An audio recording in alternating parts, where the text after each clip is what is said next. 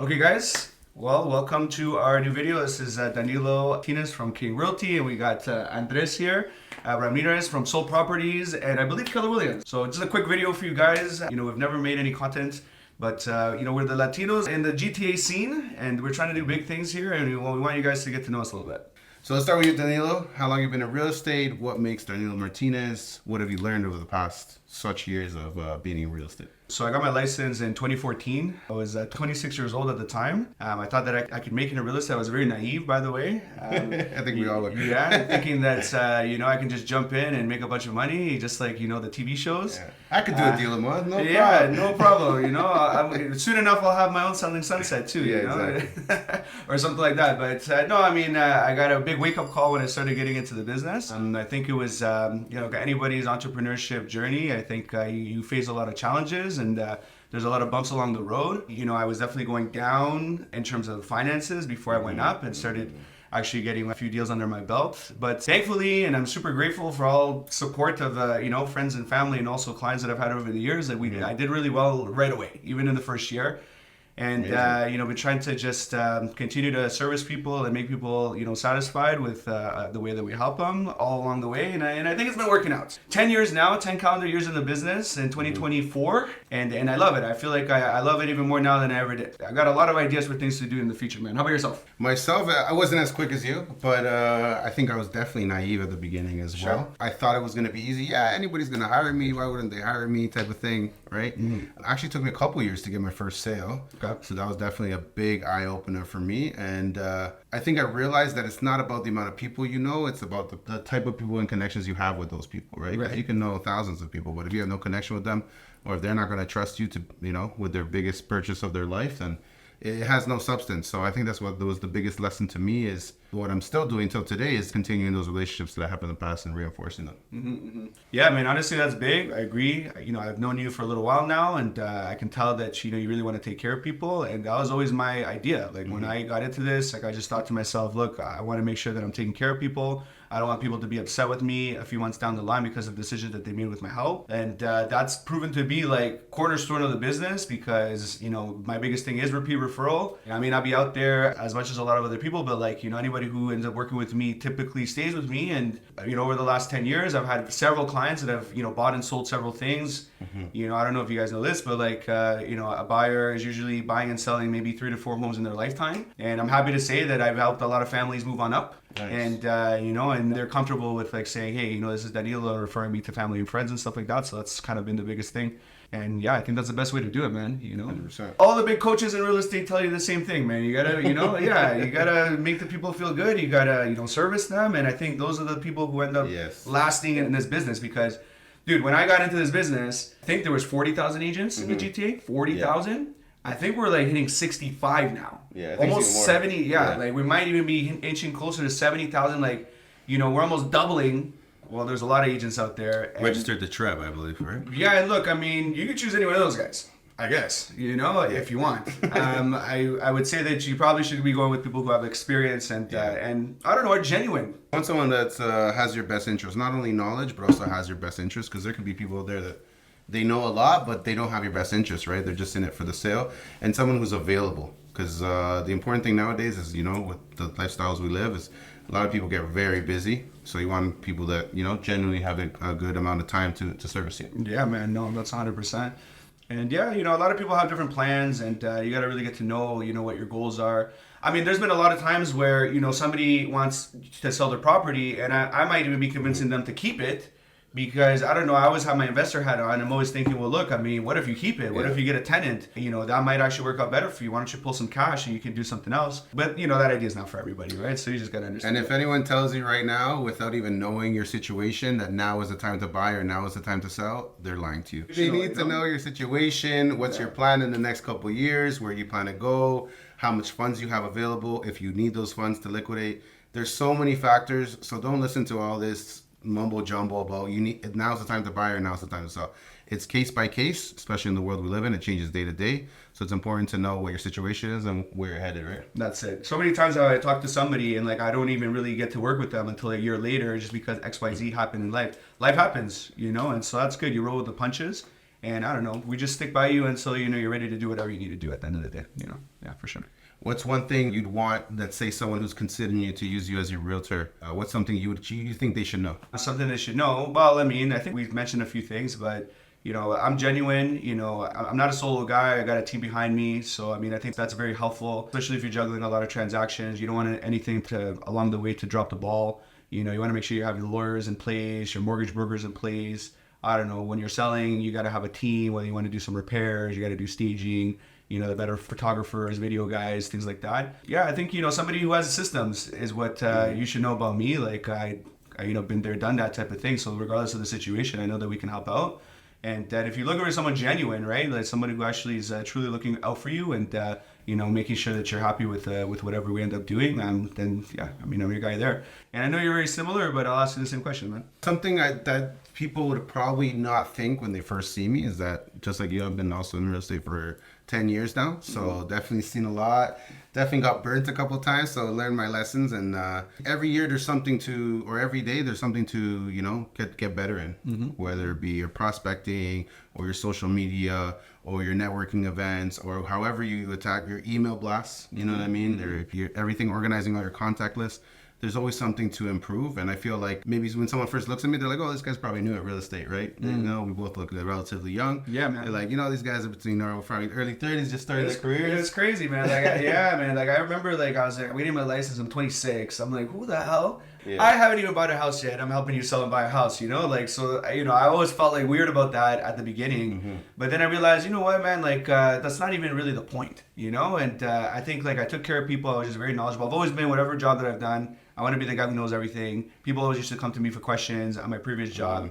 And I used to work at Bell, by the way, for like 9 years. So I was a knowledge guy. Everyone came to me. And so I'm like, okay, in real estate, I'm going to be the same guy. I'm going to know everything. I know what's going on. If you come to me, I have the answers for you. Like, that's basically my role. What's something you would tell 26-year-old Danilo right when he's last exam? Well, this might seem a little biased, but man, get into the market myself as fast as possible. I wish I would have bought a bunch of properties in 2014.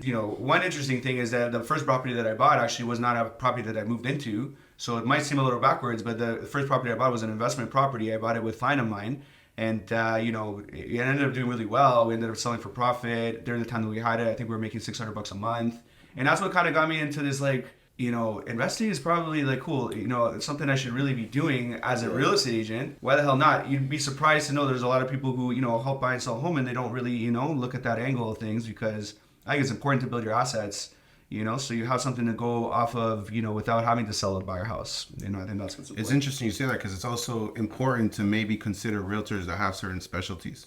Right? Yeah. Or have access to certain specialties. So we've been connected recently, man. I mean, you got a lot of stuff going on. I mean, I'm very impressed with what you got. I think you can tell. Look, I mean, we got each our own kind of database and audience and stuff like that, which is pretty cool. And I'd love for, guys that know me, tell them a little bit about Soul Properties, I think, and what's going on with international real estate. So with Soul Properties, the background is that myself and my mother bought in Panama 4 years ago. She's actually retiring there in the next 6 months. Oh, nice. I didn't know that. So you own a spot in Panama. Yeah, okay, so I own a spot with my mother in Panama. It's like an hour and a half away from the city. And we used to visit there because my cousins got jobs in the copper mines over there as mechanics for all the big machinery they use and stuff over there. So we used to visit every year for like the last maybe 6-7 years. And then slowly she started liking Panama more. And then we're like, you know what? Like, if it's a place you like, let's just maybe invest in the future and, get a beachside property. Yeah. So we bought something and we visited like almost every Christmas. And then with that process of getting a mortgage over there, dealing with the bank, all these loose ends and, figure them out, even though I was a realtor here, it was quite different experience, right? So I decided like, you know what, there's no guidance in terms of like, there's little to no guidance of Canadians or Americans or North Americans buying in Latin America. And there's a stigma of like, oh, they're going to rob my money or I'm going to just get kidnapped if I go down there. Like, it's all this stuff. So, I want to bring like that reassurance that, it's not as scary as, the media makes it feel like if anything, Canada feels scarier sometimes with everything. No, nowadays it looks like it, man. Nowadays it looks like it. I think it's crazy what's going on over here. I mean, like I was seeing some news articles where, now in the GTA, at least here in Toronto area, like you're waiting 8-10 hours just to see a doctor at the hospital. Our population's increasing and it's just making those wait times even longer. I'm happy to say, well, I haven't been in a hospital situation in a little while now, but I mean, even when I did, which you're waiting 6 hours just to see what's going on. Yeah. I mean, that's just one example of many things that are happening over here. It makes me even think like, man, like, what can I do outside of here? Because even though Canada seems so stable, other countries around the world are catching up quick. I can actually, if you're a sports fan, you'll see this, like whether it be soccer, whether it be basketball, you name it, all the other countries are catching up right now. Like the big boys, like they don't seem so big anymore. They don't seem so out of reach. And I think it's the same thing with the people's economies, like stabilization and people's, in different places. But I like what you're doing, man. Like just making it easy, focusing on certain countries and making it easy for this buyer to, have access to this type of real estate. Whereas, it seemed like so daunting. Like it seemed daunting to me. I haven't done the research you have done. Yeah. I'm from El Salvador, and I know that there's a lot of good things going on over there. And a lot of changes over the last few years. I'm actually heading there in the next couple of days, believe it or not. And, now my interest is, and I know this guy has some connections, so I might be reaching out to his connections to see, hey, what's out there, what's available for sale. And, it doesn't seem so crazy, actually, to go that way, and it's a lot cheaper. It's definitely not. You'd be surprised how many Canadians have already made the move down there, whether it be El Salvador, Mexico, Costa Rica, Dominican Republic. And these markets, with all the financial stability that's coming in from foreign investment, it's bringing a lot of more options for other people to come, because it's investing into the roads, it's investing into the healthcare system, it's investing into the school system, whatever it may be, right? So that actually brought me to my second point. The first point was guidance with sold properties to help Canadians buy in Latin America. The second point is that there's options for people to move down there, or like to retire down there if they're looking for something a little different. Like a retirement home here in Canada is very expensive compared to what could be established down there, right? I mean, what would you buy? I've had a few clients over the years where they've sold their generational home, or like their family home that they've been there for 20, 30 years. Okay, and this is a nice thing. Canadians, you better be listening to this, okay? So they've been there for 20, 30 years, okay? You're selling your house now from 800 to maybe 1.2 or more, okay, in today's market. You have no mortgage, okay? This is your primary residence, so you have zero capital gains. Literally, that money is going right into your bank, okay? And what people are doing, they're going and buying a $500,000, $600,000 condo here in the city, which is cool, right? You want to be close to family, all that sort of stuff. But I mean, this option, I think you're paying half. Depends which country, and depends what kind of lifestyle you're going to live. You might be paying half of that or close to, or if you want to spend even the same 500, you're in a mansion. And you're on the water. You're taken care of down there for that same. And I don't know, maybe it's worth it to take a look at, hey, what is the lifestyle down there? I can tell you for sure your money's going to go a little longer than it does here. I mean, have you gone to the grocery store? I mean, it doesn't matter what you get a little thing right here, it's $100, right? Exactly. And sell a cart for $100. So I mean, even to me, I'm just thinking, I don't know, like between you and me, like I've always had this vision. I don't know, like even when I first got into real estate, that I would own real estate, and not just here in Canada, but all over the world, in touristic spots, whether it be Latin America, Central America, South America. I always thought even Europe. I always thought Spain. I like the Spanish-speaking countries, porque hablamos español, of course, right? So we speak Spanish, and so it's just a little easier to talk to people. But hey, man, the sky's the limit. When this guy started talking to me like about like what he's got going on, I was just like, man, like I need to know a little bit more. So actually, let me ask you this, man, since we're on this topic, anyways. What would you say is a country that has the easiest access for you to get in and buy?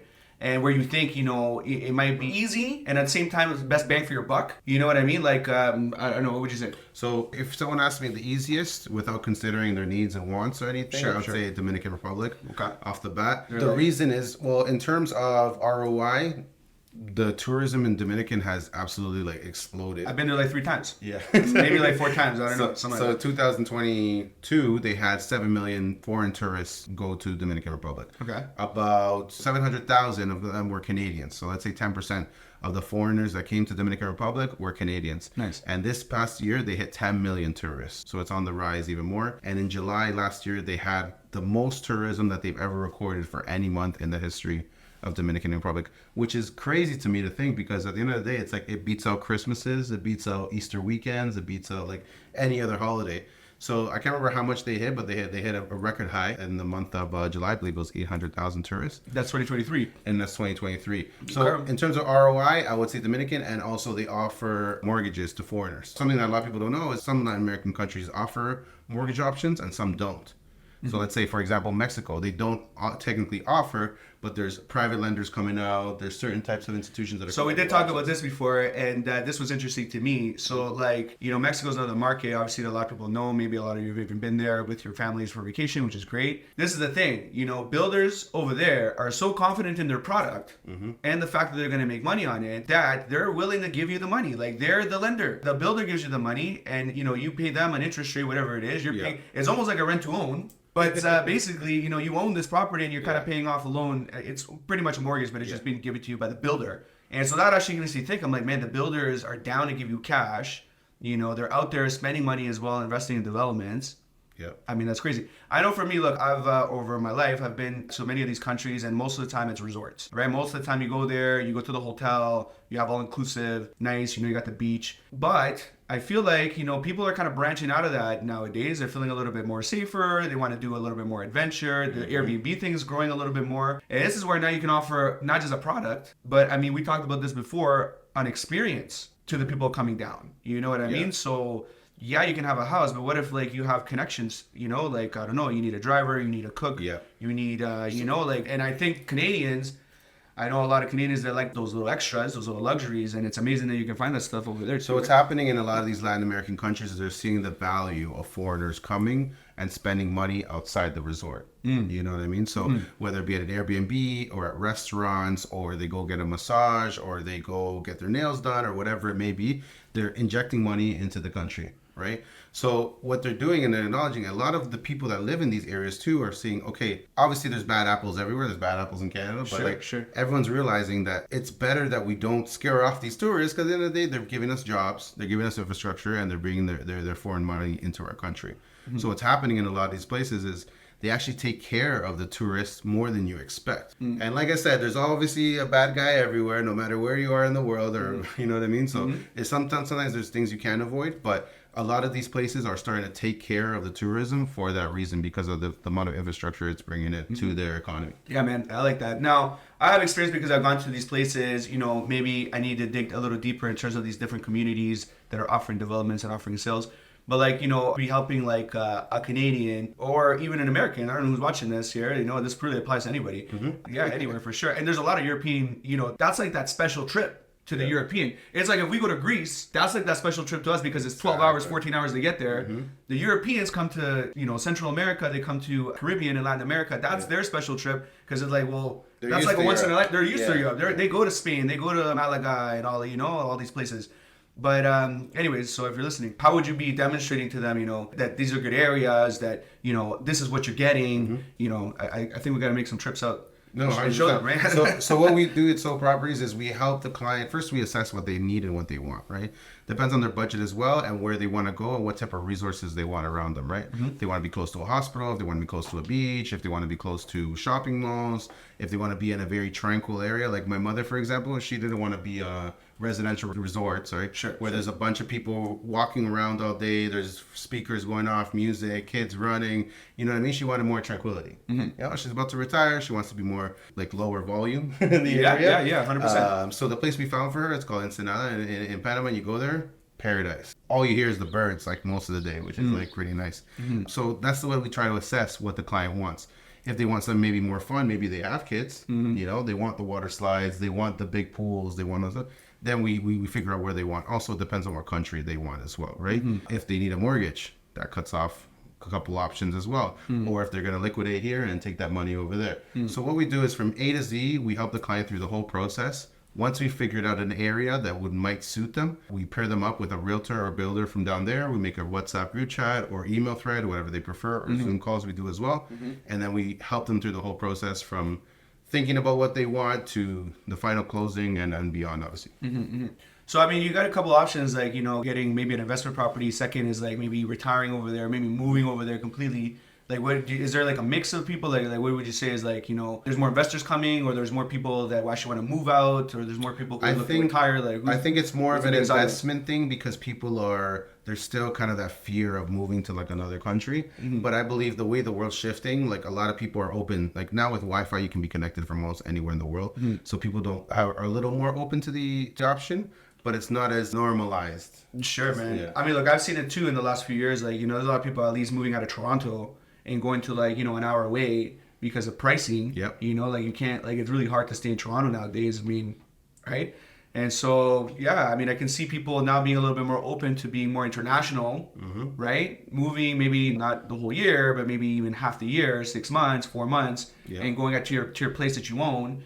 And then, you know, I guess that's another question. Like, what about afterwards? Like, you know, is there some help with like getting Airbnb set up, like managing that? You know, I think that you probably have some connections in all these places that with people that are managed, right? Yeah. So in a lot of these places, what we try to establish first is obviously, if it's possible, the mortgage agent, the realtor, and the lawyer. Those are the main ones to start off the property. Start off to get the property going or the idea of the property. And then we look into like cleaners, property management, local taxis, local, you know, chefs, like things like that can maybe help accommodate for that person or their visitors or your guests, right, on the Airbnb. Yeah. No, that's perfect. I think what's going to end up happening is that you're going to have to take some trips down there, show people what's going on, and, you know, maybe have a little fun on the way. But, yeah, no, I think that's amazing. Who doesn't want to be at the beach? I think it's minus 15 today.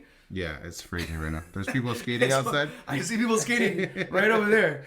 So, Danilo, let me ask you something. What about the Toronto real estate market? Where do you see it going? Where do you see it at right now? Like, what would you tell people if they ask? So that's, you know, I would say the market's interesting. But, you know, I make monthly videos. You know, some people here know that. And I usually try to give tips for like a buyer, for a seller, for an investor. So maybe I'll look at it from that angle. Right now we have high interest rates, man. You know, and that's interest rates have done a few things. You know, when they were low, it made prices shoot up. And it made the demand crazy, right? Everyone wanted to get in.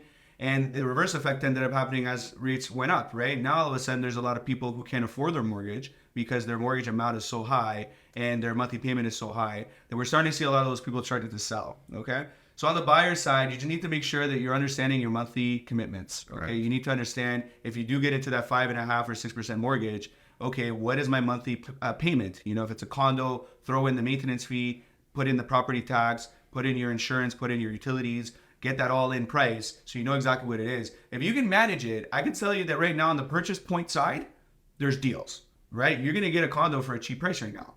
And maybe that's a good thing. Maybe it's a good thing because I would say, and you know, this is not just me saying this, you can do your own research, but a lot of experts, and you can read some articles in major papers that talk about rates likely dropping in the next maybe 1 to 2 years. And even TD had a report not too long ago, I believe in the Christmas time, that they believe rates are going to go down to even 4.5, right? So when you go from a 6%, 5.5% down to a 4.5, you're going to chop a lot of money off of your monthly expense.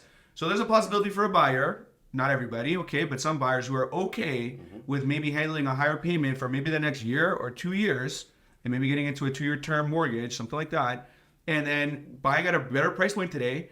And then when that rate drops, you're going to have a lower payment when you refinance, or maybe you're getting into a variable, one or the other. And guess what? I can tell you for sure what's going to happen when those rates drop. Demand is going to go up. There's a lot of pent-up buyers that are just waiting for that moment to happen. Prices are going to go up at that point as well. So this is kind of a nice little window for a buyer, I would say. You know, I got guys that are looking. I myself personally, you know, have my eyes open for investment opportunities as well because prices are a little bit low, okay? For the seller, it could be a little bit tougher, man. Condos are a little tough. I think that at the end of the day, you know, we said earlier, we try to help people out, and it all depends on people's situations. Some people need to sell right now, right? It could be an investor that's like way in over their heads. I sold my condo earlier this year. If I didn't sell it, I would be paying $1,300 on top of the rent just to cover. And I know a lot of people are paying that amount on their condos.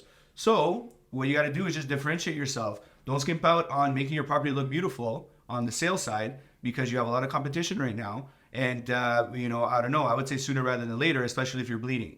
Okay. Yeah. If your monthly payment is way too high and it's hurting you every single month, then sooner rather than later, because I don't know for sure if prices are going to get better anytime soon. Okay. They may or may not. I don't know. Okay. So you got to kind of live in this moment. For the investor, man, it's the same thing as the buyer. I think it's double whammy, right? If you have your, you know, you got your investor hat on, you got 20% down, you know, try to get into the best mortgage you can. Maybe variable is good right now. I don't know. Right. You got to kind of look into that. You're going to get a lower price property right now. Okay. And the rent is kind of on the high side still. I think you could probably break even, maybe even make $100. Not all types of properties, but the ones I like that I talk to about all the time. Let's picture a bungalow. You have a main floor, okay? Usually those have a side door entrance to a basement. Basement, a lot of times you can make it into an apartment, whether it be a 1-bedroom or 2-bedroom. You know, that'll supplement, you know, now you have 2 incomes coming in from this one property. Those type of properties are going to break even today, or maybe even cash flow a bit. But guess what? The value of that property is going to go up when the interest rates go down. Your monthly expense is going to go down and your cash flow is going to go up as an investor. So this could be a good opportunity for an investor to kind of get into something. I like that you mentioned budgeting. I think one of the most underestimated things that clients don't often ask, or realtors or mortgage agents don't offer, is a full-scale budget. Like with high interest rates, you really have to say, okay, can I not just qualify for this? Can I afford this? Yeah, I always look at it from two different ways, man. I'm like, look, it's all nice that somebody comes to me and they say, hey, I went to the bank and they approved me for $800,000 purchase. All right, or $1 million purchase, let's say. Okay, exactly. If you get approved for $1 million purchase, you got to bring $200,000. You're gonna get into an $800,000 mortgage. What does that mean per month? You know, you got to look at it both ways, right? Okay, yes, it's amazing that I got my max price. I know what I can buy. Okay, but what does that mean for you per month? And what does your lifestyle look like? And that's right. Like, what's important to you? Where do you need to be? This and that. And, you know, how much money do you want left over after you pay your house? Nobody wants to be house poor. And I don't want to put anyone in a position where they're house poor. Okay, which means that their, you know, house expensive is so high that they can't do anything else. I always say, look, it'd be nice for you to go out on a date night, you know, go have a glass of wine and have a beer and be comfortable and not like feel like that's such a burden because of your other expenses. You got to look at it that way, 100%. That's the only way. And I know right now it's tough. So this is why, you know, this message might not apply to a lot of people, to be honest, but it is what it is. No, I think a lot of, like, nowadays, budgeting, I think we kind of, I don't know, have this theory that, especially our generation, we grew up with the whole YOLO kind of idea, right? Sure. So not everybody, obviously, but I feel like we don't budget ourselves as much as maybe the older generation for the most part. I think it's true. You know, you talk to your grandpa, you know, that guy's had that cell phone for 5 to 10 years or something. Yeah. Like, he's not upgrading. He's like, the new phone, like $1,000 for a phone? And yet here we have guys that are buying them every year. I was talking to one of my buddies who works at a car dealership. He's like, man, people are switching their cars like cell phones. Maybe not now because interest rates. Sure. But let's say like 2 or 3 years ago, he was like, people just come in every 2-3 years, they trade it in because they get bored of it. Dude, like, sure. I mean, personally, you know, I've always bought cars, right? Like, I just paid it cash. I didn't need a brand new car. It was always like a 10-year-old car, you know, and I did that maybe a few times because I just felt like I couldn't handle the fact that I'm paying $600-800 per month on a financing or something like that, right? And I was like, no, man, I can't do it. The only time that I got into that, okay, is because, you know, you're out here, right? Like, I ended up buying some investment properties, that cash flow, they gave me money every single month. When I started getting that and getting that consistent income on a monthly basis, that's when I said, okay, now I'm going to actually finance the car. 2007 Infiniti FX35, and anybody who knows me knows I had that car for the longest time, man. I was making money as a real estate agent. I could have bought a car. I could have bought a summer clause probably, you know, but I never did it. You know, I was like, no, it's not the moment. Only when I got those investment properties and I got that cash flow on a monthly basis that I say, okay, you know what? That house is paying for my car now. Is that even me? Even if I don't sell a house, you're still good. That thing's getting paid for. You know what I mean? And that was always like, kind of like, I'm like, that's how you want to build things, to be honest. You want to build your assets. You know, that's sometimes people just have to listen to me when I talk about investments and assets and all this motivational talk. You know, sometimes people are like, okay, Danilo, I get it. I'm like, okay, man. I'm just saying. I don't know, man. Am I wrong? I don't know, man. Don't listen to me then. I don't know. So, yeah. Where can people find Danilo? How can they contact you? Okay, so Danilo.investor on Instagram. Everything else is King Realty TO, whether that be on Twitter, X, whatever you want to call it, Instagram, and YouTube. Got my YouTube thing going as well. If you search King Realty, if you search Danilo Martinez, Danilo Martinez Toronto, I'll pop up. Check out my YouTube stuff. I talk about monthly stats every single month. You know, I pretty much break down a lot of like real estate news here in the GTA. A lot of things that are going on, and you know, we have videos, you know, often. And one thing that we're going to start doing this year, 2024, which is, you know, another reason why me and Andres here are talking, is doing more comparison videos, neighborhood videos here in the GTA. And who knows, possibly we might see us international. Possibly there might be some flights in the future, kind of showing you guys the different neighborhoods that we're talking about earlier. Do you want to be in a quiet neighborhood? Do you want to be in a more crazy, you know, party neighborhood? Hey, you never know. Everyone has a different vibe. Everyone has a different vibe, right? So 100%. All those things exist. Or a balance of both. Or a balance of both, whatever the case is, you know, like, I don't know, this guy's going to be an incredible resource, man. Where can they find you if they want to have more information on So you can search me on Instagram, Andres.therealtor. You can find me on the Soul Properties website, soulproperties.com. And yeah, just reach out, DM, you can text, WhatsApp, whatever works for you. And we're excited to make a lot more content for you guys this year, so stay tuned. And just I want to make a note, I mean, this guy's a GTA realtor too, man. At the end of the day, he has this thing going on there. I know that he's taking care of his clients as well. And so you can reach out for him with that type of information as well. And now I'm starting to kind of connect with this guy a little bit more about that international stuff. So we got the links. Stay tuned for more. You got it, man. Hey, everybody. Thank you for tuning in. I appreciate you guys watching this video. Stay tuned to much more with Danilo. We'll be making many more videos this year. So happy New Year to everybody and stay tuned for much more.